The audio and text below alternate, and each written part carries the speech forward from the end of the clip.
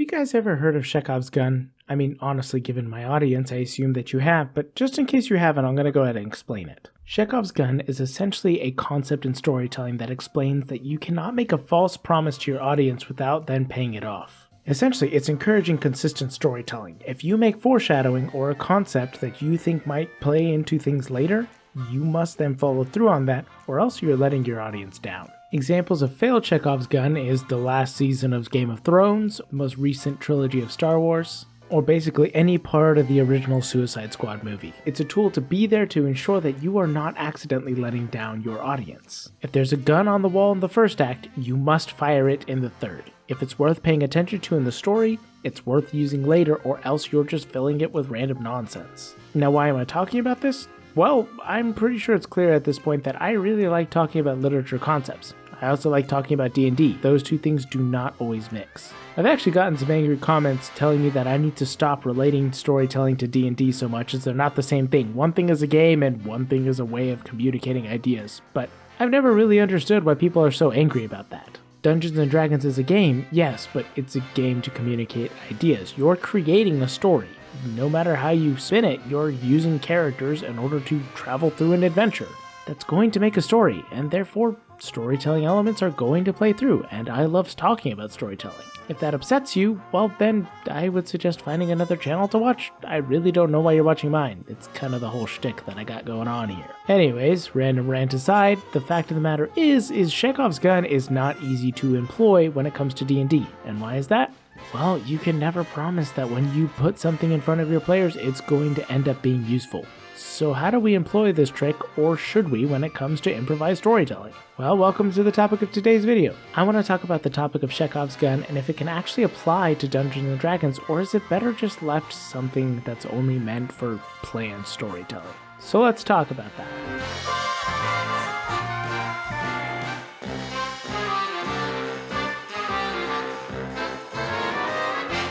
Like I stated, Chekhov's gun is meant to be a way to not let people down. You put something in the first act with the promise that it will be relevant and used later. It's a way of getting people invested. Hey, here's this thing. It will be important later. Start thinking about it. Figure out how it's going to play into the story, because I promise it's going to be spectacular. But that's really hard to do in D&D because you are not in control of the story when you're the dungeon master. You can put Chekhov's gun in front of them, yes, but what's stopping the players from just saying, hey, that gun looks stupid, and walking away from it, therefore making it not so satisfying? Or even worse, you put a gun in front of the players that they're really excited about, and then they never really get to the point where they can use it because they don't make the right decisions and never end up where they needed to go. That happened in the first campaign I ever ran. Originally, I had two BBEGs. One was a bard that was blessed by the gods, and the other was Tiamat herself. The bard was kind of the mid-season BBEG, if you will. He was there to cap off their first adventure when they reached level 11. Once he died, however, later on they found out that he had a stronghold that had been left totally abandoned and was a dungeon that they could go explore. There was lots of rumors about it, promised treasure, an amazing adventure that could be had if they went over to it, but unfortunately time just never let them do it, and because of all these other important backstory elements, they never went to it. That was a Chekhov's gun that was never pulled. An awesome promise that was given to them that there was something there that they just never got to experience. Never got to see the gun fire. So, did I fail as a storyteller for not pulling the gun there? I genuinely want to hear your answers, so please let me know down in the comments below before I continue with my thoughts. Because it's very valuable to me to be able to learn from all of you. There's a lot of things that I've learned and a lot of things that I've improved on because of the comments that you guys have given, and I do read every single one of them, so please keep giving them. But with that being said, do you think I was wrong? Well, I don't think I failed as a storyteller. It's Dungeons & Dragons. If your players can't get to a plot hook or don't want it,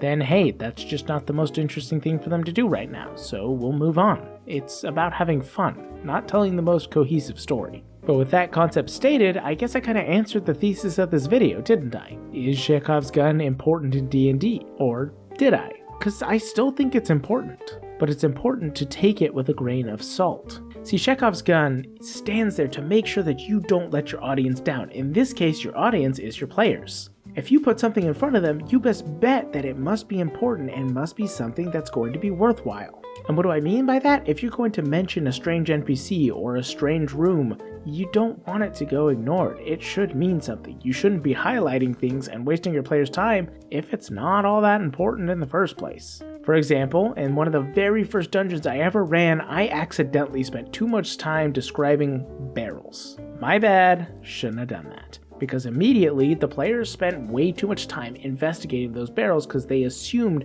it must be important because I took time to explain that detailed. Naturally, the barrels weren't that important, and I ended up just explaining over and over again, they're just barrels of rice, walk away. But it was because I spent all that time explaining. And so at this point, you would probably think, okay, so as a dungeon master, I'm not supposed to describe anything that's not immediately important. Then how do I make sure that my players see the rest of the world? Not everything's going to be important, but I want to describe things that aren't necessarily totally important to the story because it makes the world feel lived in. I want to let them know there are barrels there because there are barrels there. Even if they're not important to the room, it lets them know maybe what the room might be about. This could be a storage room. But that right there is an example of a Chekhov's gun that was pulled off. Because they saw the barrels, they know the room is a storage room. They weren't there for no reason. Really, this is a way of slimming down your storytelling. But it does one more thing that I think is very important. If I can promise my players that I will pull off the Chekhov's gun, they're not going to be so invested in those barrels necessarily. See, one thing that I've learned, and this could be totally unique to my table, and if that's the case, okay, I fully embrace that. But the thing that I've learned is that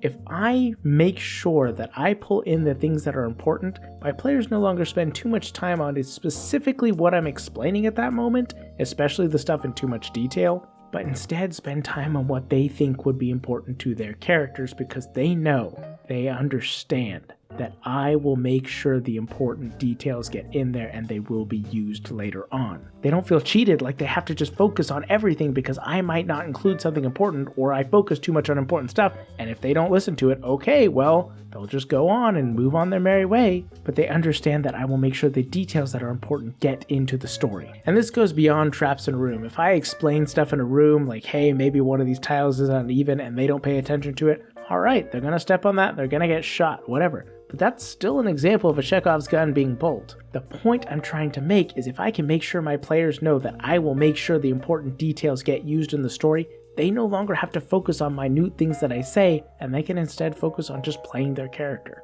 I might describe a suspicious detail in a room, but if one of them is playing a dumb barbarian, they might not care. Yeah, they heard me explain that. They know it's weird, but their character doesn't care, and they know that I will make sure that that detail gets used later on, so they can keep playing their character. I'll be honest, I kind of feel like I'm ranting and this doesn't make a lot of sense, but I think it's important to know that as a dungeon master, we have to make sure that the things that we put in front of our players will be useful. If I tell them about an NPC, I need to make sure that that's going to be important, even if they don't ever interact with that NPC. If I took the time to make sure that it was important for the story, I should know what that would have meant. Because who knows, later down the line, it will probably show up again. If they didn't interact with a super important NPC, they're not going to just stop existing. They're going to go do their own nefarious deeds. So on, so on, so on. So ultimately, what am I ranting about here? Chekhov's gun isn't a concept you can super use in D&D, but the core heart of it, you absolutely can. If you are going to put something in front of your players, make sure it's worthwhile.